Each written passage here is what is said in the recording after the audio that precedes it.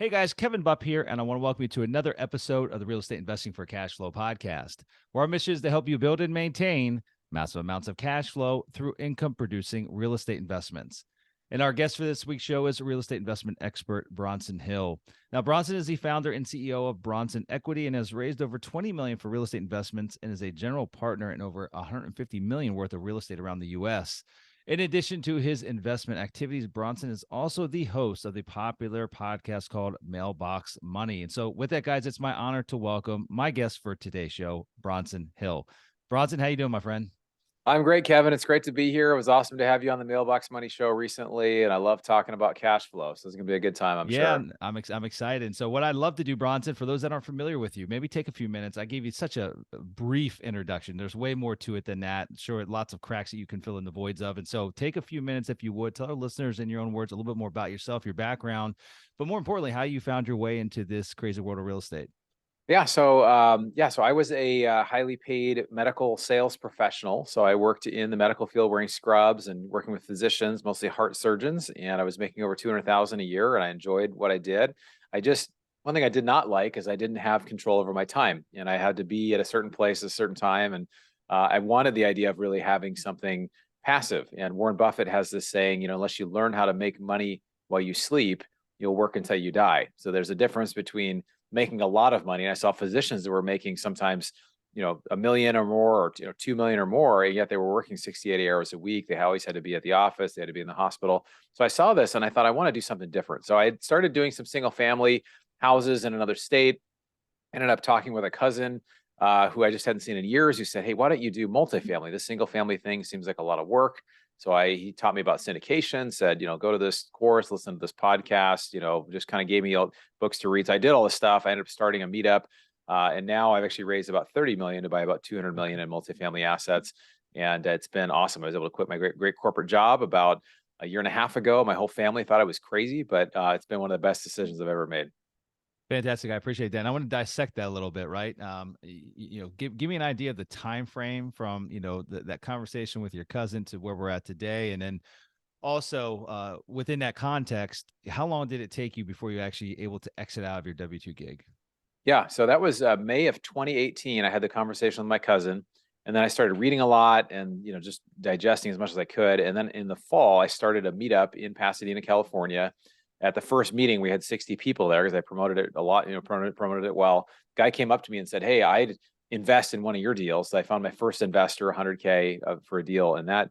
And then I made a partnership with a well-known syndicator about 6 months later, and then we raised 15 million together. So it was basically from then till when I left, it was about 3 years, a little over 3 years. Mm-hmm. And I could have left maybe about a year earlier, a little over a year earlier, but I decided to hold on a little longer. And I'm glad I Okay. did. But it's hard to know what the right time is to Yeah. leave your job. Yeah. Where he's like, oh, some people like they hear about real estate and they're like, I'm going to quit my job and go take a loan and go to a mentor program. And then other people are like, wait till like 1 month shy of retirement. But there's no real map to like when you should leave. Talk to me about the balancing act of managing the W-2, right? Demanding with your time to actually finding the time. You've got a family, you got a daughter, a 10-year-old daughter you'd mentioned. And so finding the time to fit in the studying, the conferences, and just the learning necessary of taking on this new endeavor. Well, I tell people, when it comes to real estate, you either have time or you have money. And I really didn't have either. So I just kind of made the time. I was like, okay, I'm just going to make the time. And the job that I had, it was a great job and it was in sales, but which was the nice part of it is I had some autonomy over my schedule. So I was able to, I'd been a top rep 4 out of 8 years, meaning top 10% and winning awards. And so it was a real internal battle for me, Kevin, to like go through like, okay, if I'm going to do this, I can maybe work a little less here instead of being a great, over the top, overachieving sales rep, maybe I could work instead of 40 hours, maybe I could work 30 hours or 20 hours. And while I'm building this thing over here on this other side. And so I kind of like, it was a challenge, but I had to kind of coach myself that like, it's okay to like, do 30 hours in real estate and 20, 30 hours in my other job. And just knowing that this is for a season, that eventually the stuff that I'm learning, the stuff that I'm investing, the stuff that I'm doing will become so powerful that it should replace my living expenses Mhm. within a couple of years. And so that process, it's hard to, it's hard to know. I was really grateful. I didn't have a job. I had to go in and punch a clock, or I wasn't in from 8 to 5 every day. I could kind of, some days I do investor calls for 20 investor calls back to back, and you talk about a full day, that could be a lot. But I would be able to take a day off from my other job and do that. And so, but yeah, it was definitely a challenge to try to balance that and family and everything else. Talk to me about the building of that investor network, right? You talked about you started up this meetup group. I'm assuming that meetup group was that before you had ever done a multifamily deal? Yeah, yeah, Okay. mhm. Yeah, that was before I'd done a deal, and it was interesting. I approached someone who had been kind of a mentor to me, just in the real estate space in Yeah. general, not in multifamily. But I said, "Hey, you're running a meetup. You've been doing this for 6, 7 years. How about we start a multifamily one, and we'll kind of co-brand it. We'll put it under your brand, and I'll do all the work, and you just show up." And she was like, "Sure, that sounds like a great idea." So so it worked out, and then we promoted it. And then again, it's amazing. Even though I didn't have experience in multifamily, just being the guy in the front of the room who's facilitating, you get so much street credibility just by being a leader in the space. So when people are Yeah. starting out, it's not that you have to be an expert. You can be a leader in the space, and then people look to you like you're somebody providing value in the space, which is really neat. Yeah. So that was kind of that was the initial foundation. I think you said you found your very first investor there, and then you met up with another individual that ultimately you end up partnering up with. And so was that someone that already had done a number of deals, and you were able to kind of grab onto some of their experience that they were already had a little bit ahead of you, or Yeah, yeah. So that was okay, somebody who had a huge national, presence, and would really teach people how to syndicate. So they had 40,000 people on their email list, and were doing a lot of stuff, and but yet they were having some trouble raising money. And so I had approached them, basically saying, "Hey, how's it going in this area? Do you need help, whatever?" And we basically formed a partnership where we could work together, and using his kind of big network, because I knew a lot of people were listening to his podcast or digesting his stuff, but yet they were never going to buy a building themselves, right? Like that, because I talked to hmm people and I kind of knew that he was well known. And so it's amazing too for people starting out. If you just try to find a way to create value for valuable people, there you go, love it. it's a huge door opener. It can really fast track a lot of things. Great point. I want to stick on this topic for the time being. And so you identified after discussing with this individual, having a conversation, you identified that he had a weak link within his business, and it was the capital raising side, right? They had the expertise in finding opportunities, probably asset managing the opportunities, but actually raising the capital to do maybe enough deals or the size deals that they wanted to do. Ultimately, there was a challenge there, and you saw an opportunity for you to be able to fulfill that void for them. So talk to me about how, again, you don't have this background. You're coming into the space still kind of working at W-2. Talk to me about your ability to fill that void. Again, this guy and his team are already in the space.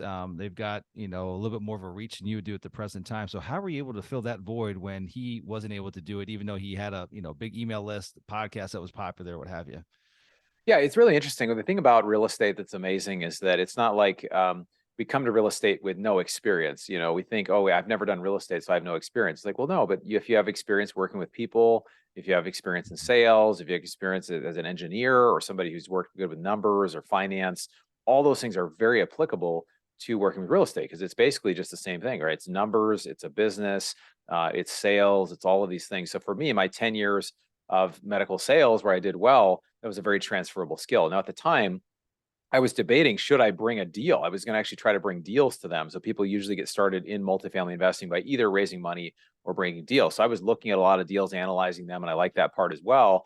And so I was trying to bring that. But with this individual, I said, "Hey, how's it going in this area?" And when I first started getting on the phone with people, I mean, I didn't really know what I was kind of fumbling through it a little bit. But after the first call, you're kind of fumbling. Maybe the fifth or 10th call, maybe, but by 50 calls, you kind of know the talk track, right? And after 1,000 calls, you're like, it's going to be one of a few different things. So a lot of this just comes from the time, you are actually doing it. You get to become more of an expert by taking time in the space. Oh, fantastic. Talk to me about adapting to the new changing times we find ourselves in. Obviously, over the last couple of months, the capital markets have changed dramatically. Going to make another change here in the next couple of days. We're recording this on November 1st. The Fed's having another meeting. I think they're talking about another 75 basis points bump. What are you seeing out there? What's the chatter on the street? Are sellers' expectations changing to the changing times? Are you guys able to still do deals given where the debt markets are at? Just give me. I know it's such a broad question, and it probably respects a broad answer, but just what are your thoughts there? Yeah, so it's been a big change. We've raised about 13.5 million in the last 12 months. Most of that was in the first, part of the last 6 months, hmm 4 to 6 months has slowed down a lot. And it's been for a few reasons. One is deals. have slowed down. Just the amount of number of deals that are out there. Just like with single families, a 3% interest rate on a 30-year mortgage versus a 7%, that's a 41% increase in just the total payment. So people are seeing that, they're feeling that. There's an investor sentiment out there that, oh gosh, I don't know what to do. I'm going to wait. And the challenge, is that a confused mind will just say to wait, which I see there's an incredible opportunity. But on the actual practical deal side, we're also seeing that we're not only it's more challenging to raise money, but we're having to raise more money because instead of putting 20 or 25% down, a lot of lenders now are requiring 30 or 35% down or higher. So it's changing how much we're having to raise, and it's getting harder to raise funds. So we are seeing some of that seller buyer standoff where sellers are saying, well, a few months ago, and we're both a buyer and a seller in different, Sure. transactions. And so we get it. You think, hey man, this is worth this much. And then you kind of think, well, it's cash flowing, rents are still going up. Do we really need to sell? So it's kind of slowed down a little bit there. On another note, we've kind of made some pivots just to kind of like, we've got this ATM machine fund with the fifth largest operators of ATMs in the country. We've been doing more of that, which has really been a great opportunity for cash flow. But we do feel like there are some incredible opportunities in the multifamily space still, though. How about as far as rent growth slowing? What are you guys seeing on that side? So we're buying mostly in Jacksonville, Florida. Mhm. Really haven't seen it slow down much. It's grown, 19% in the last 10 months, and that's just in the market. So we're still seeing a lot of people moving to Jacksonville. So I think it depends if you're in Cleveland, Ohio, where population is flat or slightly declining, Mhm. versus you're in a market like Jacksonville. It varies. So I think it really depends where you're at. We're hearing kind of rumblings of it. We're hearing that rent growth is slowing down in different places. We're not really seeing it as much. And actually, I think over time, rent growth will continue to climb due to kind of the macroeconomic environment of Mhm. inflation, fewer housing units. We're short between 1 and 7 million apartment units. And I think over time, I mean, you just have less supply and you have more demand because people that wanted to buy a house now can't buy a house because they can't qualify or the prices are way up. So where are they going to live? They got to live in apartments. But Sure. I think that makes it even more beneficial for multifamily. Yeah, no, I agree with you. I mean, there's obviously that large contingent of renter by choice. There's a massive shift there, but now there's required renter, not by choice, right? Given that they were potentially home buyers, now they've gotten priced out of the market, can't afford that home, and ultimately have to put their plans on hold and rent for the time being. So that could be a year, a couple of years. No one knows at this point in time. So shifting gears a little bit, I want to talk to you about we briefly discussed it before we jumped on here about health and fitness. We talked about races and running events. I told you my wife and I we used to do triathlons and still do a lot of cycling and running and things like that, but definitely not competitively. I know that health and fitness is a huge part of your life. Talk to me a little bit about just how that plays a role into your overall success in the business world, and you can feel free to delve into maybe some of the details as to what activities you're involved in that really keep you at the top of your game. Yeah, so Brendan Bouchard is a author and a coach, and he Mhm. talks about high performance living. He talks about when you exercise, you actually create more energy. Now, in the short run, you're more tired because you ran a big run or whatever, but in the long run, you have way more energy. People look at me sometimes my schedule and how do you do this? You go from morning till night. You don't need to. I was like, well, I think a lot of it's just being very disciplined to try to work out an hour or so a day.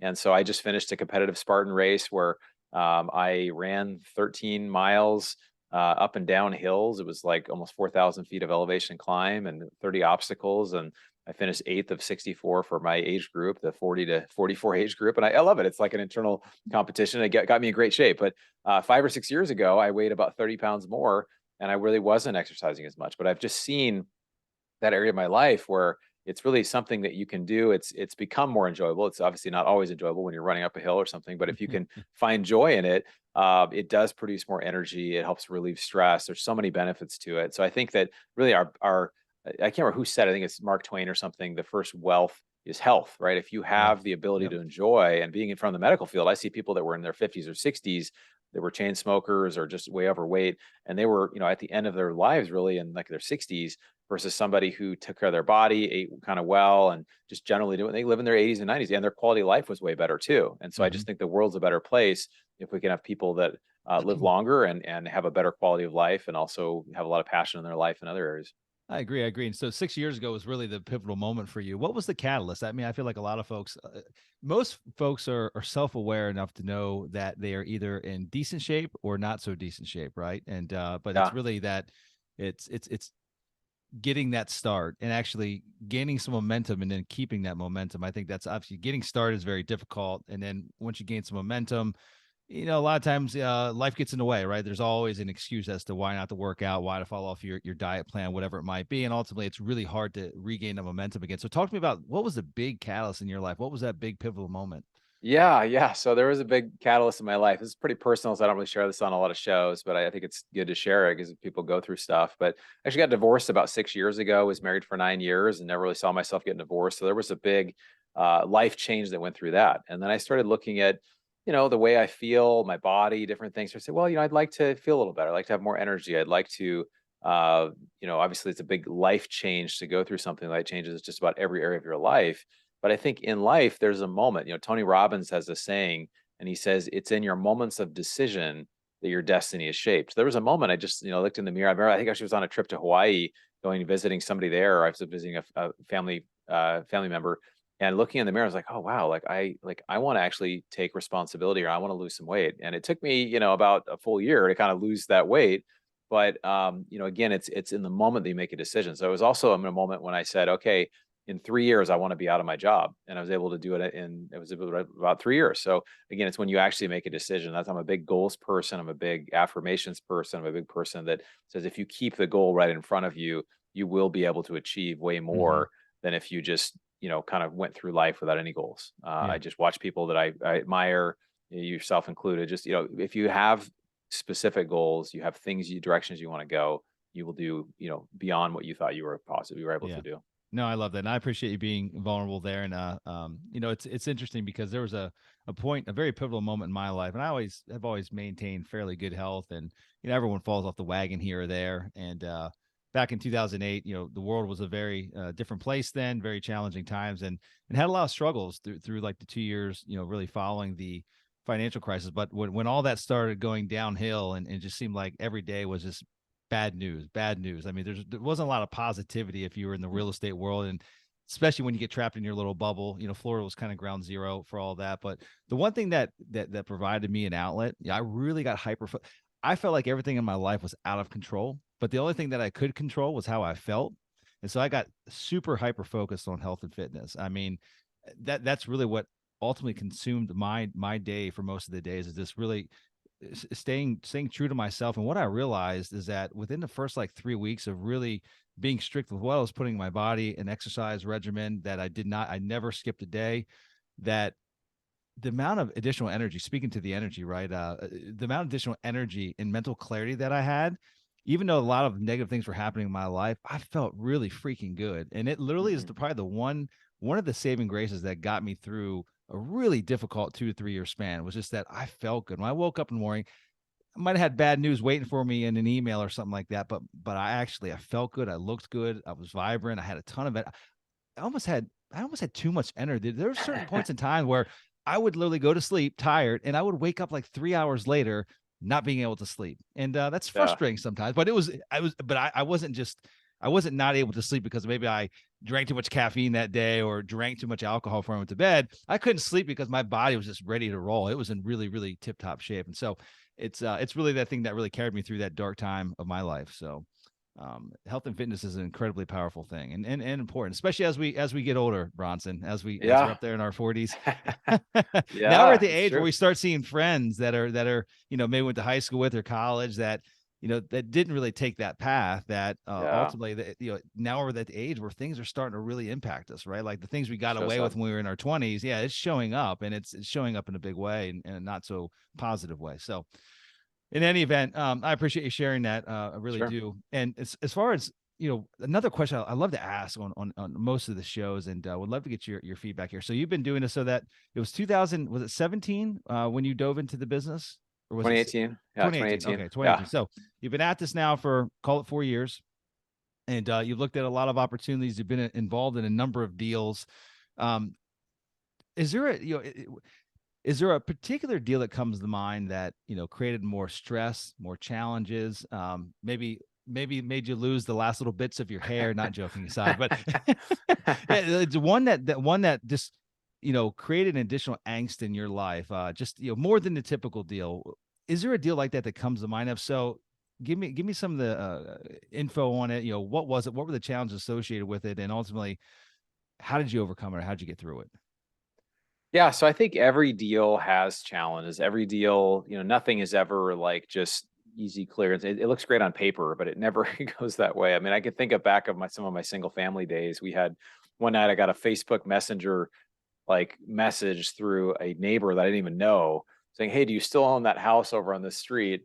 And they say, "Well, they had a crazy party last night." And sure enough, like a brick comes through the big front window, Oh and the my police were gosh. called, and and we had to evict some people. It was kind of a pain, but that was a challenge more on the single family. On the multifamily, I've done deals with a number of different partners.